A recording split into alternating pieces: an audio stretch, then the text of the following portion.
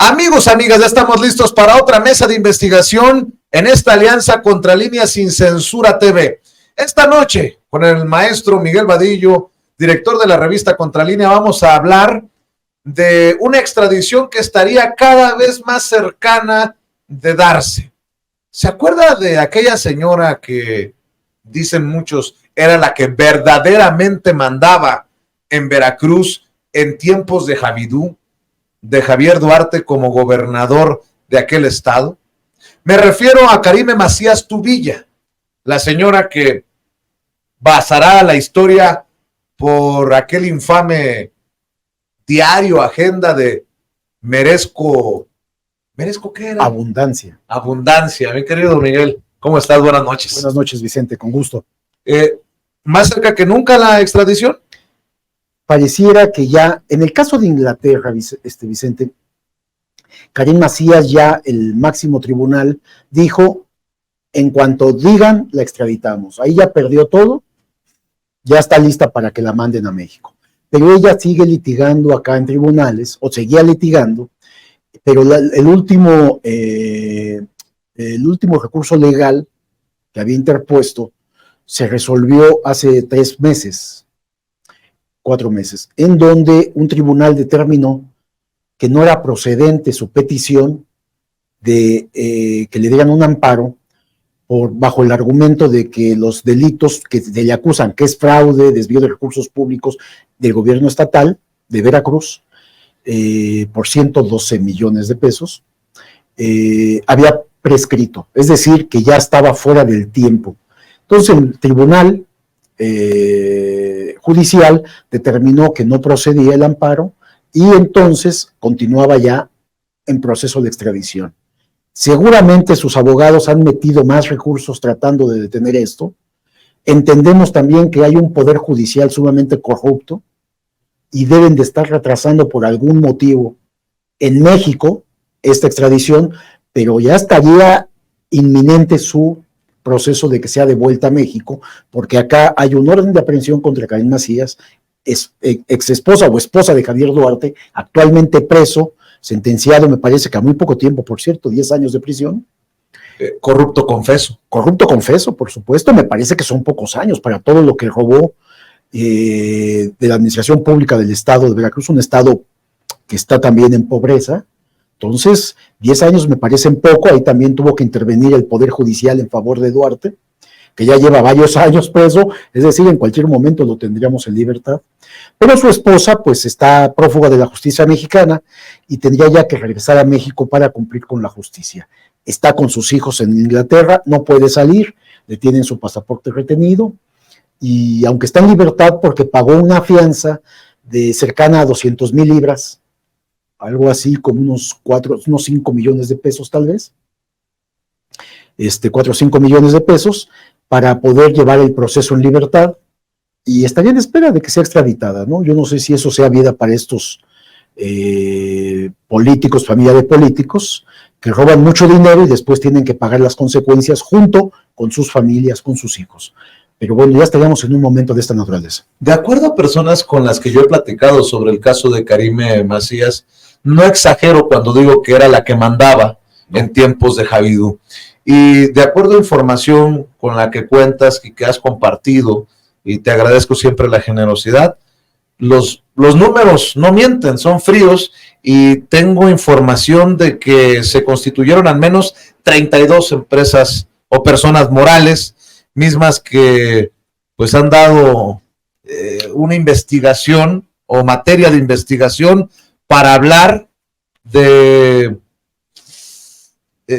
224 millones, más de 224 millones que estarían en juego, ¿no? Que serían parte de esto que se le achaca, se le imputa a Karime Macías Tubilla, la que fuera la primera dama de Veracruz y que hoy no sabemos si es ex o actual esposa.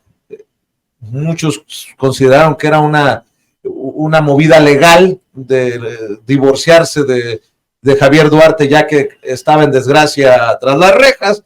Así que estamos hablando de un dineral y no sé si vayan a seguir saliendo millones después de que le rasquen más las autoridades. Sí, hay que aclarar, Vicente, la acusación penal contra ella en este momento, por la cual se le libró orden de aprehensión, son 112 millones. Pero estos datos que tú estás dando son datos del expediente que tiene la Unidad de Inteligencia Financiera, que en realidad no son 112 millones, como bien dices. 112 millones está la denuncia penal, pero aquí se le van a cargar una vez que llegue al país, que sea extraditada de Inglaterra, que entre a prisión porque tiene orden de aprehensión. Entonces van a empezarle a sumar otras cantidades y otras cifras que podría por lo menos, Vicente, duplicar la cifra y alcanzar los 224, 225 millones de pesos iniciales. Y como bien dices, puede seguírsele sumando por todos los delitos que cometieron su marido o su exmarido, se divorció, y ella. Es importante esto mencionar porque ella era la presidenta del DIF del estado de Veracruz y a través de esta posición ella creó 32 empresas fantasmas junto con un grupo de cómplices, empresas fachada, para simular contratos, obras, servicios para el DIF, es decir, para la atención de los niños desprotegidos de Veracruz. Y lo que hicieron fue desviar ese dinero. Tenemos información, tenemos un diagrama con todas las operaciones que realizó, que es verdaderamente escandaloso.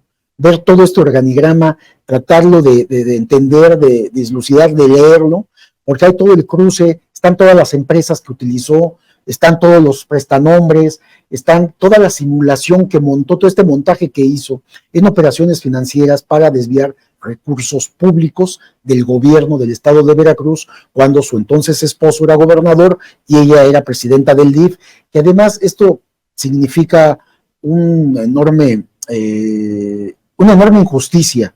Iba a decir dolor, por supuesto, porque cuando tiene que atenderse, el DIF atiende a los niños más desprotegidos, darles cuidado, atención, crear centros de atención para los niños huérfanos, para los niños en extrema pobreza. Se desviaba dinero público de esta área.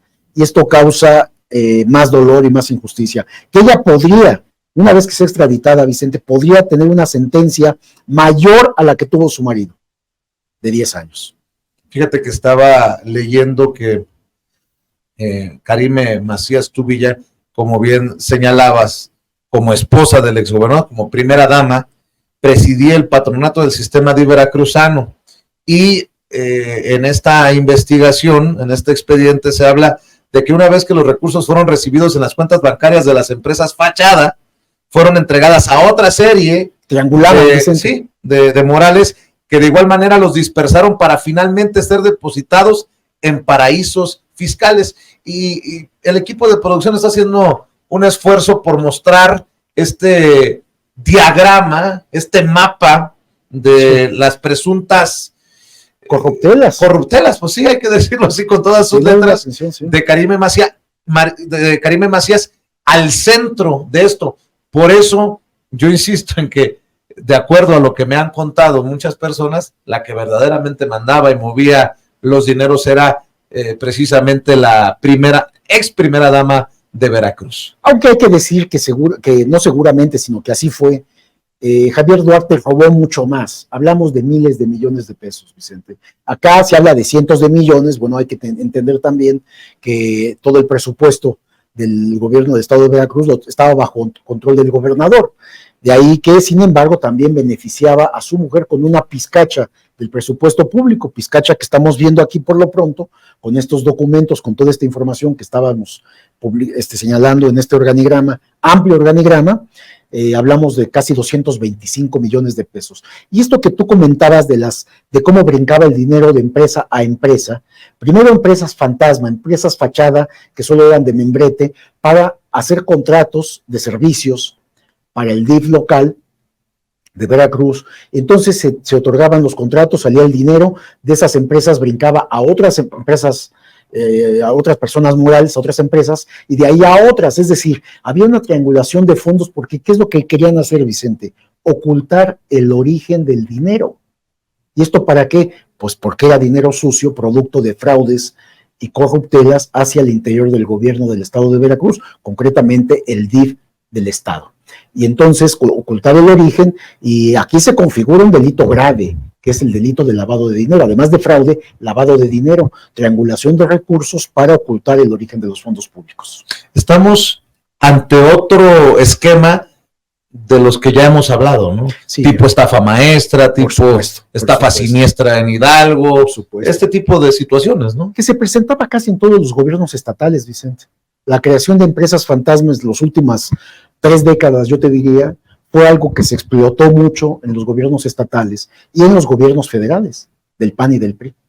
Acuérdate que también estaban involucrados la Secretaría de Gobernación, la Secretaría de Seguridad Pública, otros órganos de seguridad del Estado en este tipo de operaciones de empresas fantasmas. Le voy a pedir al equipo de producción que nos hagan llegar este organigrama para mostrarlo aquí en su, físicamente. Sí, en su dimensión. Sí, para que vean el aquí tamaño. al estudio. Sí, cómo no. Y hablar, por ejemplo, Miguel, veía en este archivo, en este expediente, de operaciones en efectivo que recibió de 2009 a 2015 por más de 5 millones de pesos y que retiró en efectivo en 2012 250,000, que recibió en 2016 3 millones de pesos directamente de su esposo, Javier Duarte de Ochoa, que envió transferencias internacionales en 2016 a PVC LLC por más de 3 millones de pesos, a Mocama Fortuny Inc.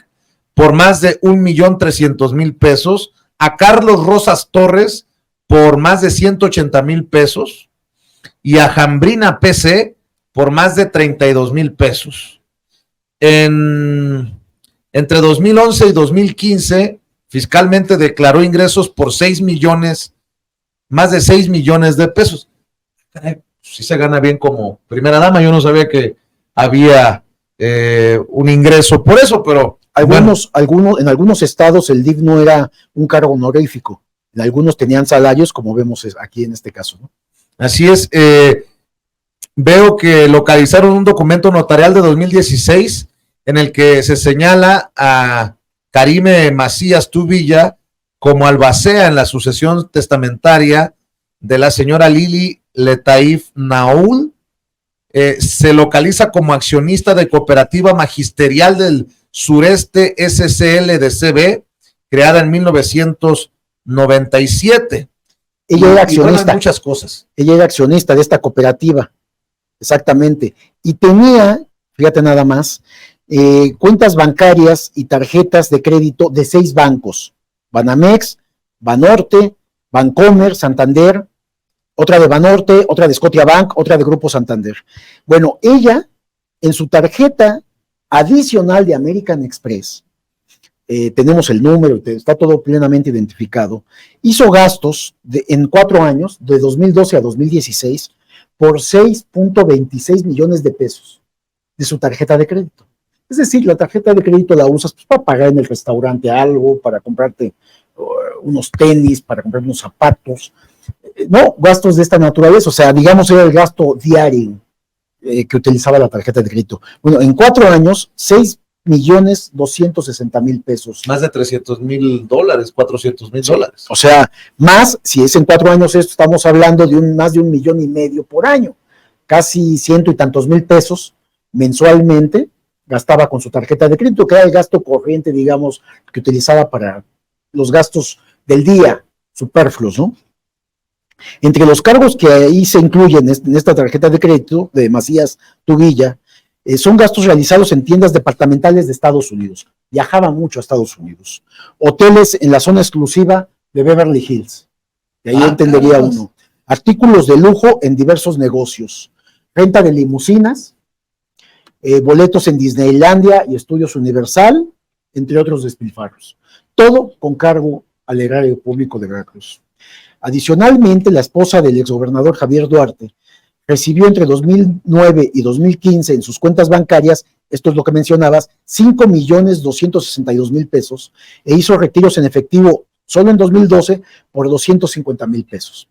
En 2016, el entonces gobernador, y esto es lo que mencionabas, le transfirió a su esposa 3 millones de pesos entre el 13 de enero y el 29 de julio de 2016, es decir, en un periodo de 6 meses, le mandó 3 millones de pesos, es decir, le pidió, oye, deposítame, porque necesito, es decir, es algo que el marido de todo lo que había robado en el gobierno, le depositó en 6 meses 3 millones de pesos para sus gastos. Además, quiero decir una cosa, Miguel, porque muchas personas podrían decir, Miguel Vadillo y Vicente Serrano, hablando de corrupción. No, él mismo se ha declarado culpable de corrupción.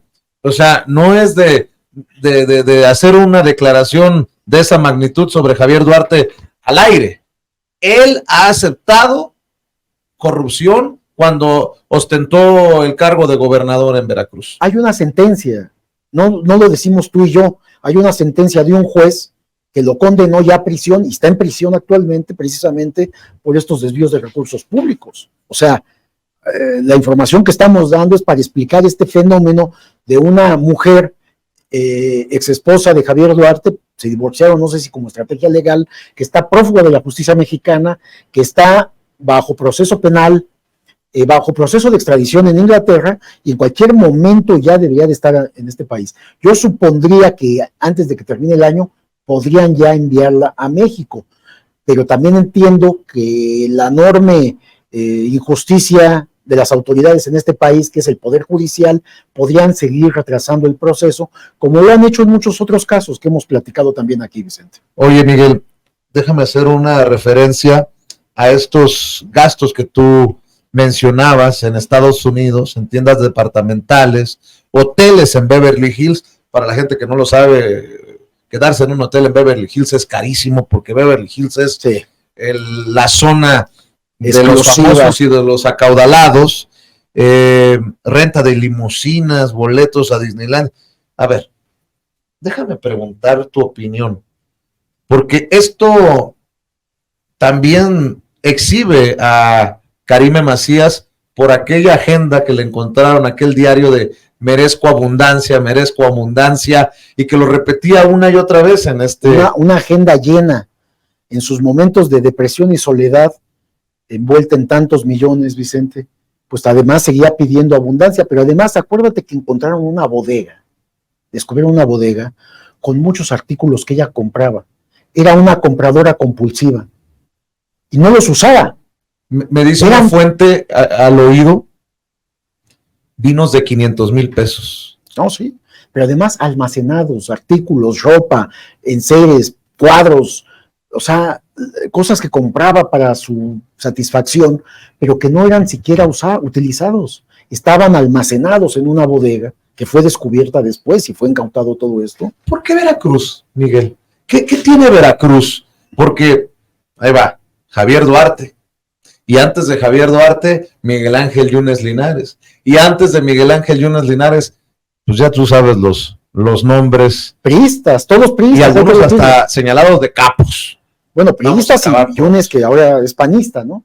Pues primero que es un estado con muchas carencias y necesidades. Ha sido uno de los estados más pobres del país. Pero esto es lo más cabrón. Fíjate lo que me estás diciendo. Un estado con tantas carencias, de los que más carencias tienen, con políticos viviendo esta vida de lujos. A eso me refería. ¿A dónde se fue Karime Macías? A Inglaterra. Uno de los lugares más caros para vivir en Inglaterra. Tienes que tener mucho dinero. O sea que hay mucho dinero escondido de este par de delincuentes que es Javier Duarte y Karime Macías en algún lugar, en algún paraíso fiscal, Vicente, y de ahí pueden estar jalando. Es decir, lo que se ha encontrado hasta ahora es la punta del iceberg. Es una desgracia que ya hayan dado tan pocos años de prisión a Javier Duarte, porque él apostó a todos los miles de millones que sustrajo del gobierno del estado, y bueno, pues nada más va a cumplir una condena de 10 años, y él queda en libertad. Va a poder disfrutar de miles de millones de pesos en libertad ya, Vicente, ya cumplió su condena. En el caso de ella, pues acaba de ser acusada de lavado de dinero, que ya es un delito mucho más grave.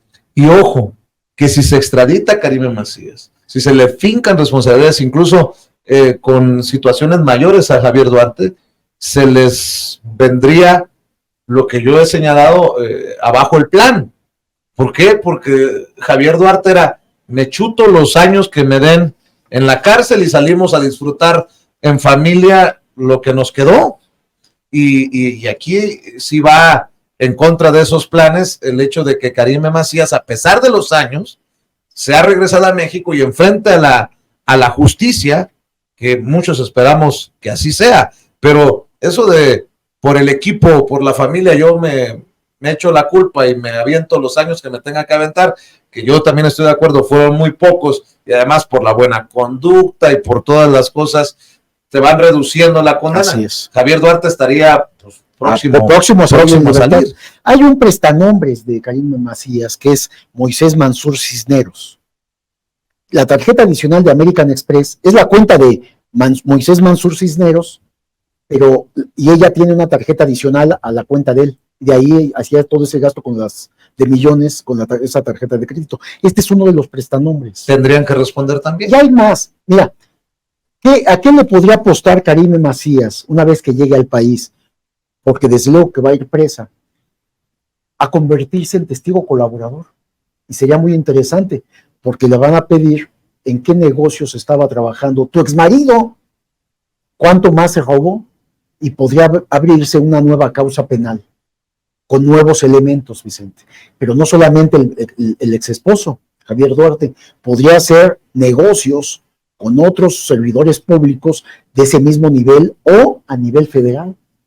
Es decir, que involucre a la federación, porque también hubo mucho dinero de Javier Duarte a apoyar campañas políticas, Vicente. Qué bueno que lo mencionas, aquel escándalo por las cajas o los cartones de huevos, ¿no? O sea, los cartones en donde se almacenaban blanquillos y que iban repletos de billetes. Entonces, aquí esto puede crecer. Una vez que ella esté en México, cuando se vea y se sienta que está en prisión, porque no todos resisten, aún pensando en familia, que es la familia, y se protegen, una vez que están en prisión, muchos, la mayoría, yo te diría, se quiebran, Vicente. Y es natural además, ¿no? Le voy a pedir al equipo de producción que me aguanten tantito mientras pongo en la mesa el micrófono para mostrar, espero que se escuche claramente, para mostrar, gracias Miguel, que es el organigrama, el mapa. No, es que... Gracias, Miguel.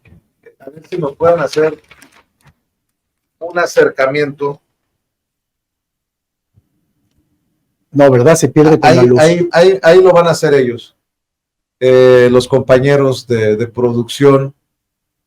Les encargo, a lo mejor resulta hasta ilegible en ocasiones por las luces, pero bueno, ahí está. Ahí al centro del organigrama está Karime Macías. Básicamente es como referencia. ¿Por qué no lo reduces? Yo creo que va a tener más si lo... A ver, aviéntate un poquito hacia atrás, dame un zoom out, por favor. Ya le hago hasta de director. No, se pierde. Qué lástima, porque es impresionante ver todas las operaciones, que es una cantidad escandalosa. Muy bien. No, está difícil. Pero es precisamente este mapa el que lleva a las autoridades a seguir investigando y a nosotros a poder advertir, Miguel, que si le siguen rascando, pues estaríamos ante una situación pues más delicada incluso para Karime Macías que para el propio Javier Duarte. Ahí estamos mostrando algunas tomas del equipo de producción que hicieron antes de que entráramos a segmento. Si lo recorren horizontal, tal vez podrán entender. Sí. Cada movimiento, cada imagen son empresas, cuentas, transferencias, movimientos de dinero, alertas, ese círculo, ese triángulo amarillo, son alertas de operaciones identificadas ya por las autoridades financieras como operaciones ilícitas, irregulares, movimientos de dinero, investigaciones que ya hay de toda la parte financiera en contra de esta mujer. Esto solamente es Karime Macías, no es su marido, Vicente. Esto es ella nada más. Todos estos movimientos de dinero, están los nombres de prestanombres de empresas fantasmas, de cuentas bancarias, de todas las empresas, de las 32 empresas que participan en esta simulación creada precisamente para desviar el dinero público. Estamos hablando, pero además, cuando tú dices, bueno, pero es que ella era la primera dama, ¿por qué tenía tanto poder? Y aquí viene lo que tú dices. Ella tenía un enorme peso en el gobierno del Estado.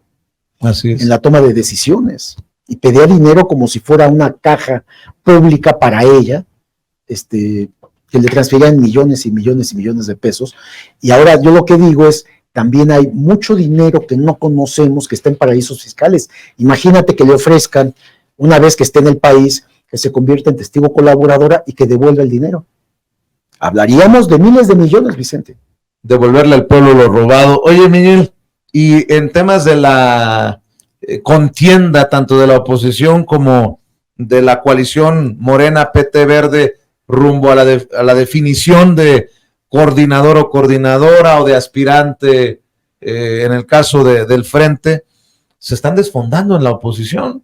En el PT Verde Morena siguen los 5 hombres y una mujer. No hay bajas. Como aspirantes no hay bajas, dices, y en el Frente se quedaron solamente Xóchitl y Beatriz. Yo te diría que tenemos un presidente futurólogo, que lee el futuro, porque él hace 2 meses dijo, es Xóchitl Gálvez.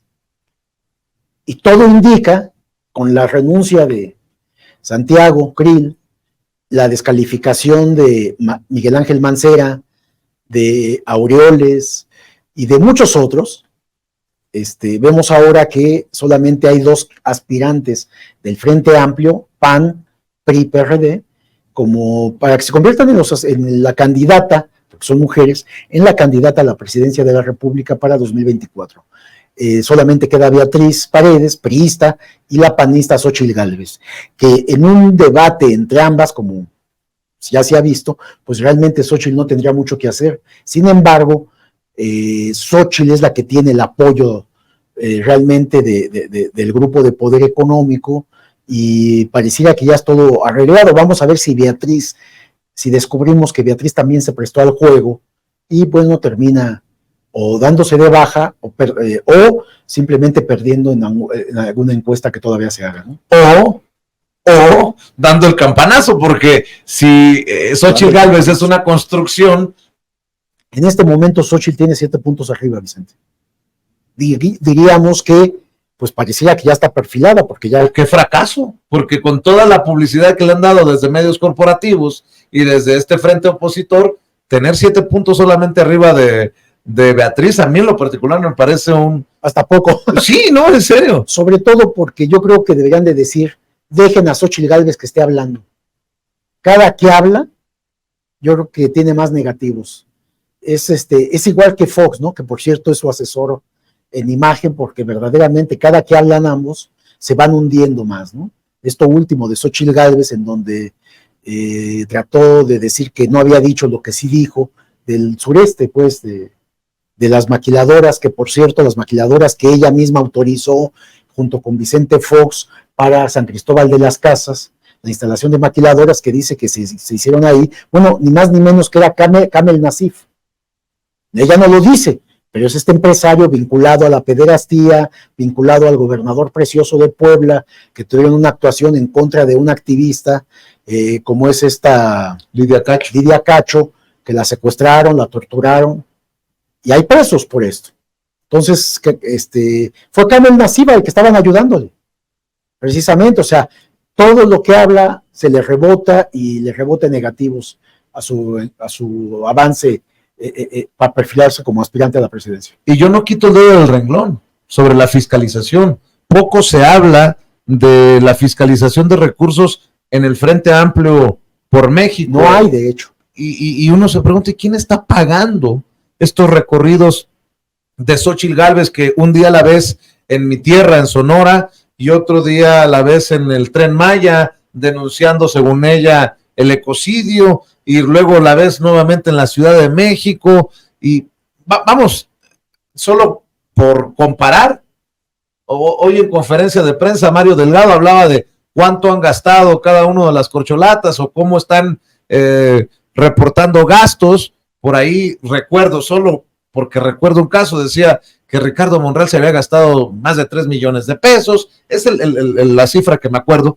Dices, pues sí cuesta hacer eventos, sí cuesta organizar estas asambleas informativas, y cómo es que las autoridades electorales no nos hablan de cuánto se está gastando y quién está pagando lo de Xóchitl Gálvez, a menos que sean las propias empresas de la senadora del PAN las que estén respaldando estas aspiraciones. Y me parece que hay otro tipo de empresas y empresarios que están en esta campaña aportando recursos también. Sabemos perfectamente que es la candidata de Claudio X, él la ha impuesto en un perfil que han de haber hecho en un análisis y estudio para poder competir con Claudia Sheinbaum, o con Adán Augusto, o con Marcelo Ebrard, o con quien sea.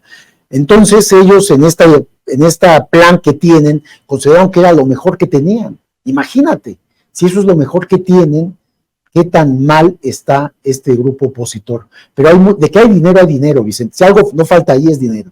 Entonces, pero tienes razón, ¿por qué no informan cuánto está gastándose, de dónde proviene el dinero, y por qué el INE, por qué el tribunal no han estado atentos a esto?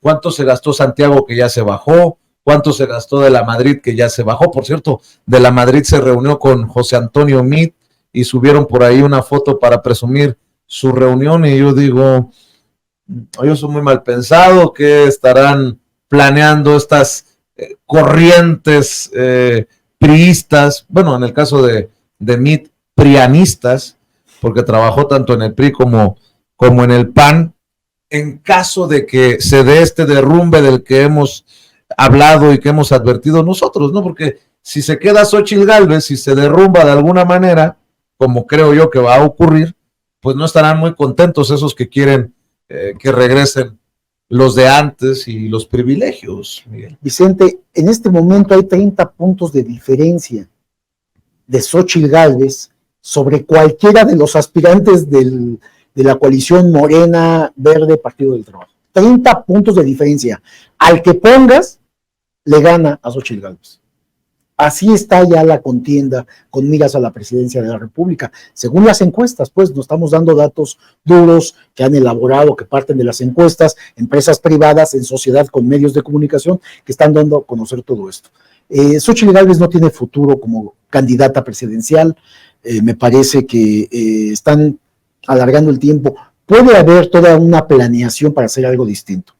Y yo es ahí donde hipotéticamente hago una prospectiva y considero que Marcelo Ebrard, una vez que si no queda él como el candidato a la presidencia por la coalición, aunque él dice que no, apenas ayer todavía lo decía, que no renuncia, me parece que está preparando el camino para irse. Habíamos hablado, por ejemplo, de Marcelo, ya hablando de este grupo de los 6 aspirantes de Morena y de Verde y el Trabajo, de que Marcelo ha dicho en contra del presidente, hay desvío de recursos públicos de la Secretaría del Bienestar, hay encuestas pagadas por Claudia Sheinbaum, de manera directa la ha acusado, hay muchas irregularidades en todo el proceso.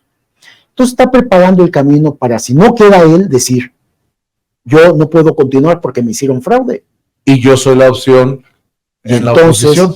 Movimiento Ciudadano podría, porque ya ha habido pláticas, eso sí lo sabemos, hemos tenido pláticas con gente cercana, nos ha dicho, ha habido reuniones, y la invitación de Dante Delgado a Marcelo Ebrard para que se vaya a Movimiento Ciudadano. Y bueno, sumar los puntos que tendría en este momento Marcelo Ebrard a Movimiento Ciudadano, que tiene 7 puntos en este momento, podría crecer cercano a 15%, hasta 20% si tú quieres, que no es para ganar, pero sí se podría convertir Movimiento Ciudadano en la segunda fuerza política de este país, arriba del PAN, Vicente, lo cual ya es mucho. En tan poco tiempo tiene 2 gubernaturas actualmente, Jalisco, Nuevo León, dos estados de los más importantes económicamente del país. Podría repetir Movimiento Ciudadano en Jalisco, ahora en las próximas elecciones. Entonces, estamos viendo un panorama que todavía falta mucho por ver una vez que se defina quiénes son los aspirantes, los candidatos, para saber inclusive, porque el PAN podría también ir en determinado momento, bajar a Xóchitl Gálvez y aliarse con Movimiento Ciudadano para impulsar a Marcelo Ebrard. ¿Qué es lo que no quiere la oposición? ¿Qué es lo que no quiere el grupo empresarial, que es el grupo que manda en estos partidos? PRI, PAN, PRD, lo que no quieren o lo que quieren es bajar o presionar a el aspirante de Morena que quede como presidente de la República, tener una fuerza desde el Congreso que pueda impugnar, echar abajo sus reglamentos, sus leyes, sus reformas constitucionales y todo lo que se planea, y concretamente ir en contra de todos los programas sociales. Él o la que sea nombrada coordinadora o coordinador de la defensa de la Cuarta Transformación, y esto es muy interesante. Estos últimos días han sido, te lo comentaba, muy intensos, pero fascinantes, ¿no? Y lo que se viene, porque estamos hablando de aquí al domingo, acaban los recorridos y se viene este proceso de encuestas, pero diariamente, ¿y qué digo diariamente? Cada hora parece estar dándonos esta realidad política mucho para el análisis. ¿Cómo ves este cierre entre las corcholatas, digamos, para diferenciarlo de los aspirantes del Frente Amplio por México, de la oposición? ¿Cómo ves esto? Con el propio presidente diciendo, hay que desconfiar de los que se estén promocionando mucho, hay que está en contra de eso, fiscalizar, hay que también redoblar esfuerzos. Y alguien me decía, Miguel, es que Vicente, no es poca cosa lo que está en juego. No solamente es la presidencia, no solamente es el Congreso, es convertirse en el sucesor o sucesora de uno de los líderes sociales históricos de nuestro país. Y eso no es poca cosa, me dice, está para el análisis. Te quedas como el que recoge la batuta o toma la estafeta de Andrés Manuel López Obrador, que se retirará, me dice, con el 70, por lo menos 70% de aprobación. 74% de aprobación. Pero bueno, ¿y qué sigue de eso? ¿Sustituyes o entras a tomar la estafeta, como tú dices, de la presidencia, de un presidente que hizo un cambio que en mi caso yo no lo esperaba que fuera tan grande? Pero ¿le das o no le vas a dar continuidad al proyecto de nación, Vicente? En donde el 70% de la población, como bien dices, va a exigir a quien sea el sustituto o la sustituta que cumplan y que continúen hacia donde Andrés Manuel López Obrador enfocó todo este proyecto.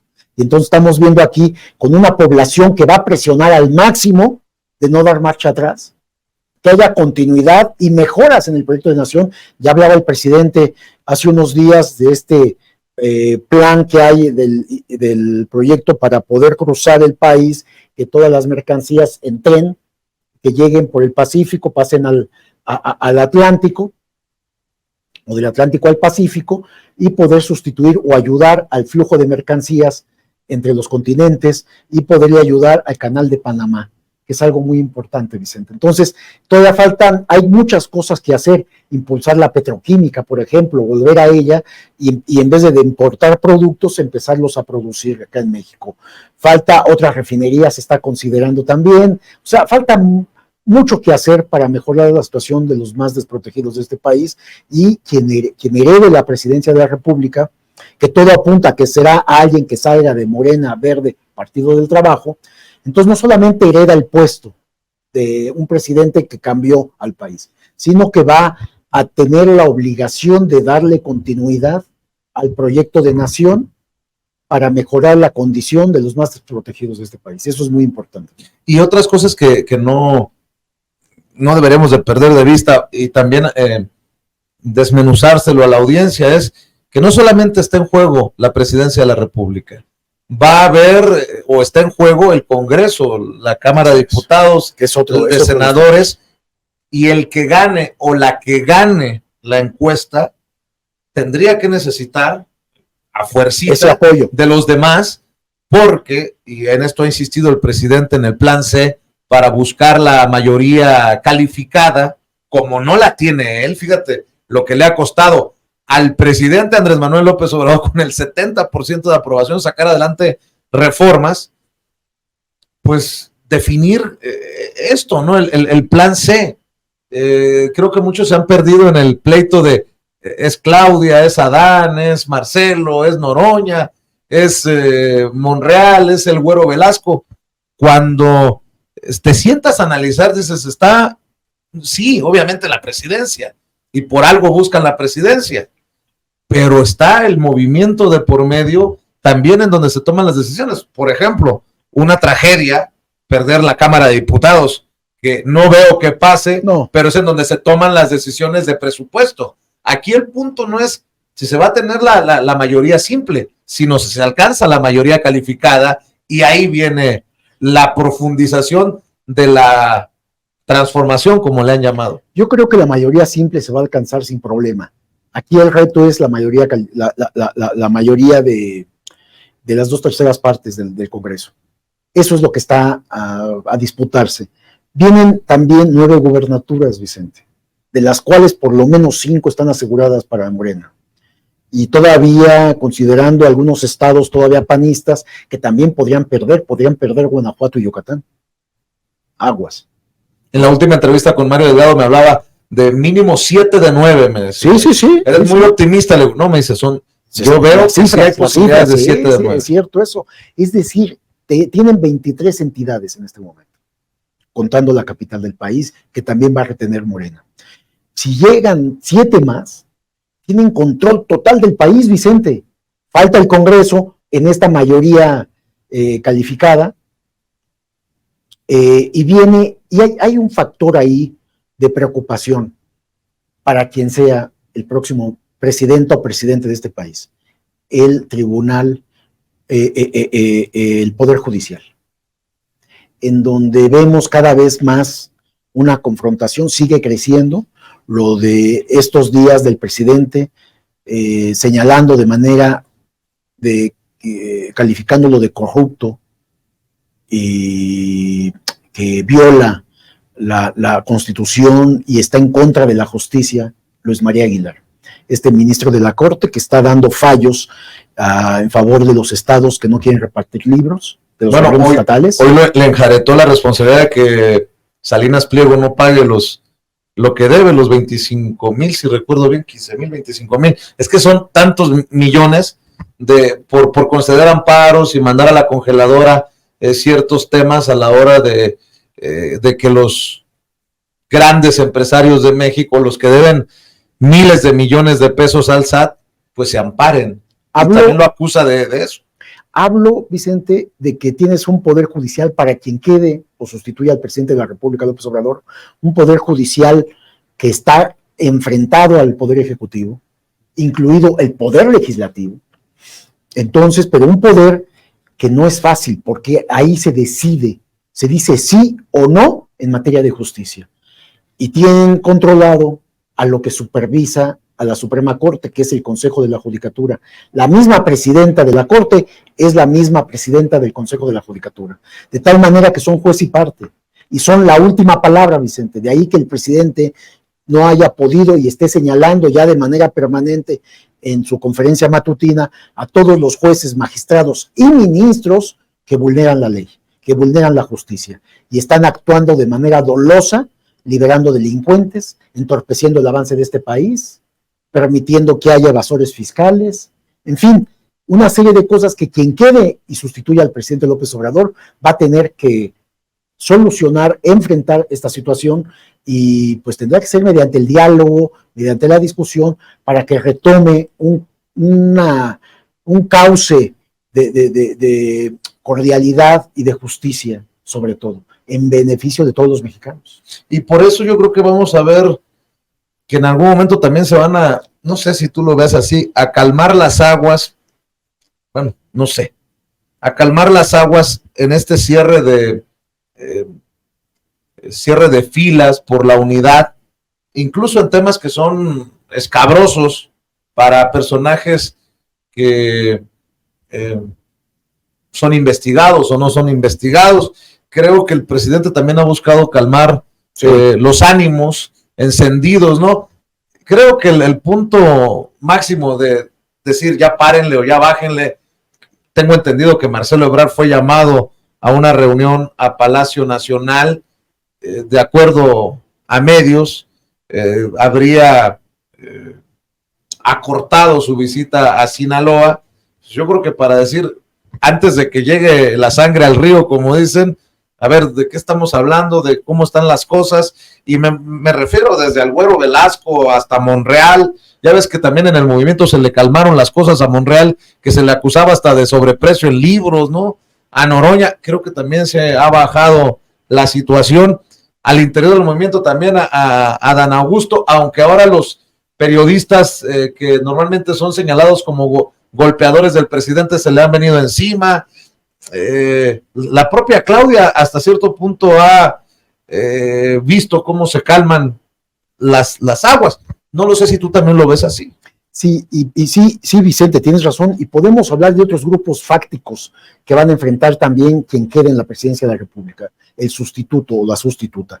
Y hablamos de los poderes fácticos como son los grupos empresariales de ultraderecha, ya plenamente identificados, ya haberles quitado la máscara, están identificados los grupos, muchos son del norte del país, y por supuesto, uno de esos abiertos, que es Claudio X González, hijo y padre, junto con otros empresarios, magnates. Están los mineros también en estos grupos, están cerveceros, en fin, que son los que no pagaban impuestos también finalmente. Bueno, están esos grupos, pero hay otro grupo de poder fáctico, como son los dueños y concesionarios de los medios de comunicación, que ahora el presidente de la República ya los identificó. Y es algo que yo venía repitiendo desde hace mucho, que no eran los periodistas, los reporteros, los responsables, que ni siquiera tenían esa enorme responsabilidad los locutores, conductores de noticias, columnistas, editorialistas, articulistas, que por supuesto ellos estaban sirviendo a los intereses de alguien. ¿Quién es ese alguien? Los dueños y los concesionarios de los medios de comunicación, que son los que se han enriquecido brutalmente con miles de millones de pesos del presupuesto público en gobiernos del PAN y del PRI. Por eso eran gobierno. No les importaba si estaba la derecha, si estaba el PRI, si estaba el PAN. Ellos estaban a favor. Hoy, que ya no reciben esas cantidades multimillonarias, que se les redujo 80% por lo menos, entonces se han vuelto contrarios al gobierno. Y eso también va a tener que lidiar quien quede en la presidencia de la República, porque o recompone esa relación, y los medios lo único que quieren es más dinero público, que no se les va a poder dar. Yo supongo que sea quien sea de los 6 aspirantes de la coalición Morena, Partido Verde, Partido del Trabajo, no creo que vuelvan a ese viejo esquema. No creo, Vicente, porque además la sociedad se los reclamaría. Y muchos medios daríamos a conocer este flujo de recursos, por supuesto. Claro. Ustedes también lo darían a conocer, nosotros y otros medios de comunicación. Porque me parece que es injusto tal cantidad de dinero, de miles de millones para los dueños y concesionarios de los medios de comunicación. Entonces están tan enojados, pero ¿qué va a hacer ahí quien quede en la presidencia? Porque ellos van a irse con todo para doblar a quien quede, Vicente. Alguien me criticaba de mis conocidos, me dice, si tú sigues insistiendo en el dineral que le dan a Radio Fórmula de la publicidad oficial. Ya lo mencionó ya el presidente. Y hoy el presidente dijo, hagan una evaluación de lo que se dice, ¿no? En las trincheras. Y me decía, está bien. Lo mencionó como Azcárraga, inclusive. Pero tú te has puesto a pensar cuánto estarán recibiendo de las empresas, de la iniciativa privada, en publicidad, de alguna manera en agradecimiento por hacer el papel que están haciendo, Messi. Olvídate de la publicidad oficial. El gran dinero que les está entrando es por jugar este papel que el presidente ha señalado. Y bueno, pues son esas empresas, las grandes empresas, las que están jugándose el botín. Como no lo pudieron conseguir de este lado, por más millones que reciban y que me duela de la publicidad oficial, el botín ya se cambió de lado. Vicente, sí hay mucho dinero de grupos empresariales, más que están apoyando precisamente en esta alianza que se ha hecho en contra del actual gobierno, en contra de los candidatos y aspirantes de Morena Verde, Partido del Trabajo. Sin embargo, el principal fondo de los medios de comunicación en este país se llama presupuesto público. Muchísimo dinero. Ninguna empresa, ni juntas pagaban tal cantidad de recursos a los medios de comunicación, llámense radio, televisoras de las empresas privadas. No, era dinero público. Por eso están tan enojados, porque los ha metido en un problema financiero. Y no porque no tengan dinero, Vicente, sino porque estaban acostumbrados a esos montos multimillonarios y a ejercerlos y a gastarlos en todo lo que querían. Ya no lo tienen. Entonces, pero además no solamente es ese dinero, Vicente, estaban acostumbrados también al dinero de los gobiernos de los estados. Y ahora, con este dato que tenemos, de que son 23 estados de la República que Morena está al frente, también se ha reducido el dinero de estos gobiernos estatales, se ha reducido el dinero del Congreso también, porque también reciben de ahí, y están los órganos autónomos, INAI, INE y otros órganos que dan publicidad también, y que les iba bastante bien a los medios con este dinero. También hay que sumar, todo sumaba, pero se ha ido reduciendo considerablemente, es decir, en todos los frentes ha disminuido el dinero público. Fíjate que para cerrar, Miguel, ya que estamos en la recta final, vaya papel el que ha jugado el presidente también para desactivar cualquier cosa que al menos en este momento signifique, pues no sé si una bomba mediática o no sé cómo llamarlo. Aquí hemos sido críticos del Güero Velasco, por ejemplo, ¿no? Y el presidente, en el caso de Marcelo Ebrard, fue el mismo el que dice, como diciendo, vamos a terminar aquí el proceso y que se investigue todo lo que se tenga que investigar, porque hemos hablado de este tema, ¿no?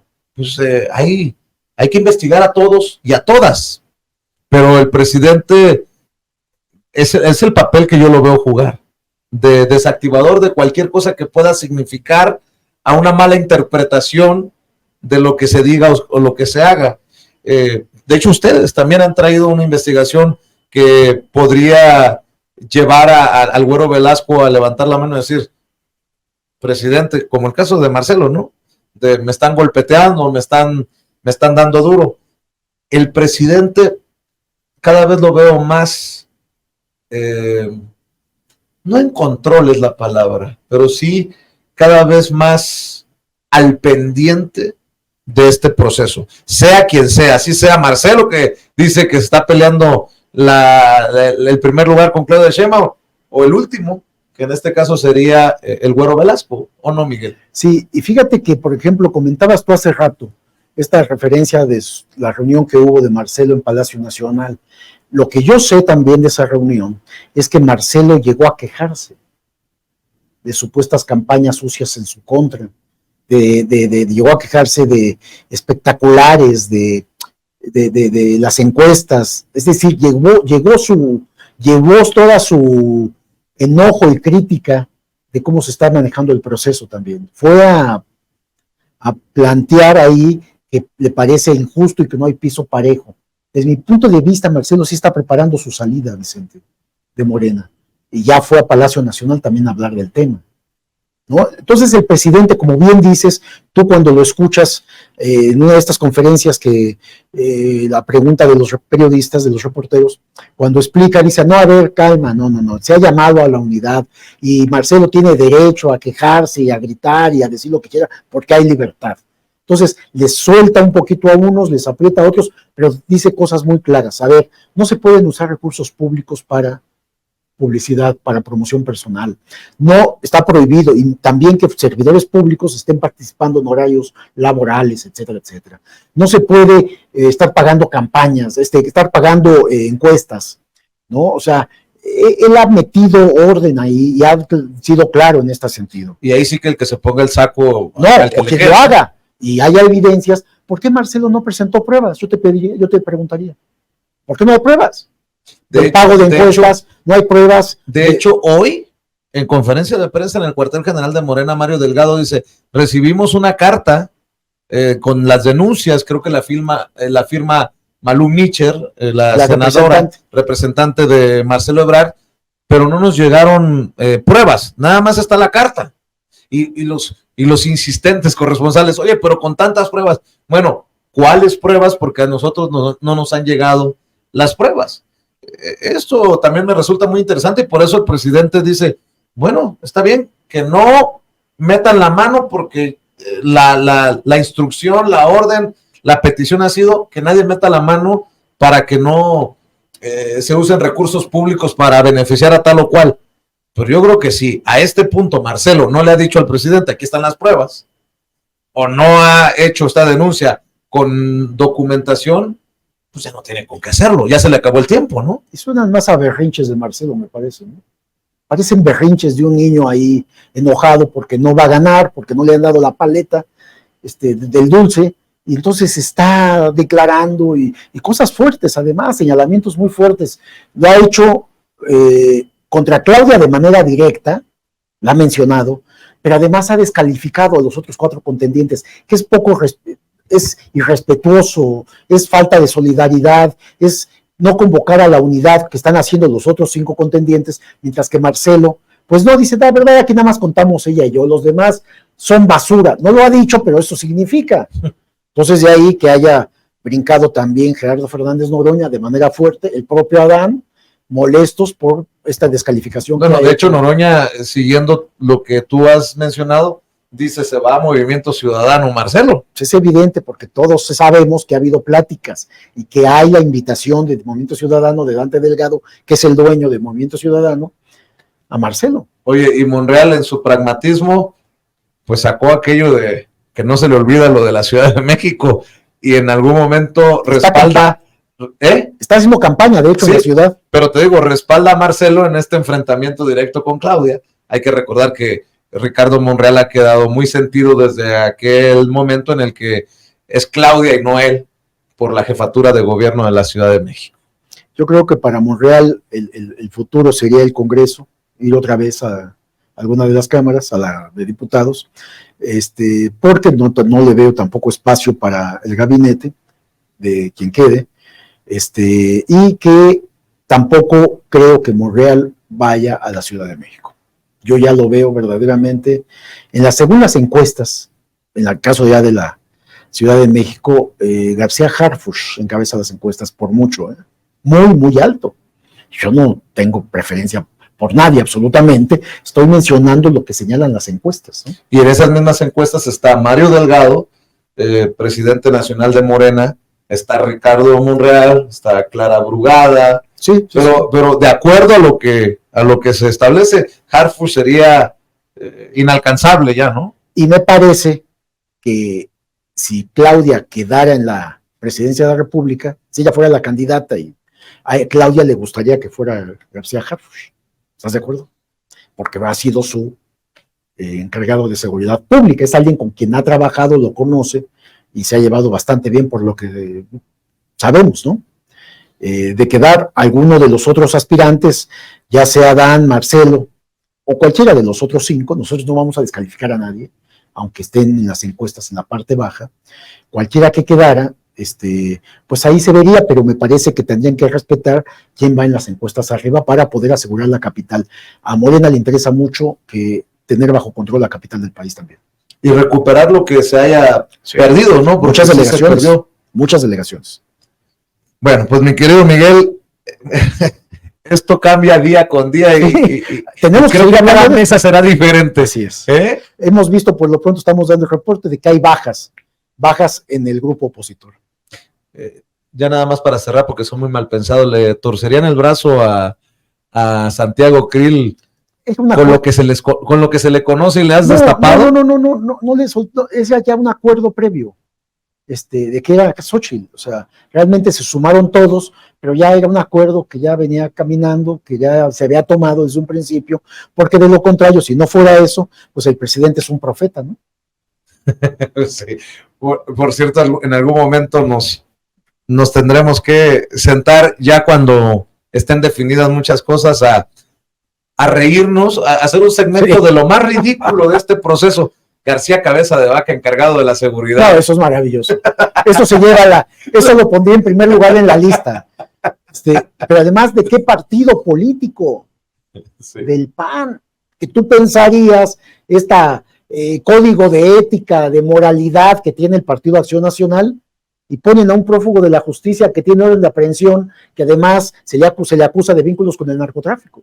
Sí, como Maru Campos ya impidió la distribución de libros, imagínate, secretaria de Educación Y me encanta esto, que solo porque Genaro García Luna está preso en Estados Unidos, porque si no hubiera sido García Luna y no Cabeza de Vaca. Esto es maravilloso. Miguel, la invitación de siempre para que la gente lo siga viendo, sí, no, de lunes a viernes, ¿no? Sí, de lunes a viernes de 10 a 12 del día, www.contralinea.com.mx. Estamos en Twitter, en Facebook, en todas las redes sociales, también lunes, miércoles y viernes de 1 a 2 de la tarde en una mesa de análisis, y por supuesto contigo todos los días en la noche, sin censura, Contralínea, una mesa de discusión, de análisis y de presentación de investigaciones. Como debe de ser. El maestro Miguel Vadillo en nuestros estudios, mañana mesa de Contralínea Sin Censura TV con Miguel, con Nancy, a quienes les agradezco que estén haciendo este esfuerzo en esta alianza informativa, y les recuerdo que todos los detalles de las investigaciones que se mencionan aquí las encuentra en las plataformas de contralinea.com.mx y los programas en YouTube, así búsquelos como Contralínea, de lunes a viernes a las 10 de la mañana. Continuamos, porque todos somos sin censura.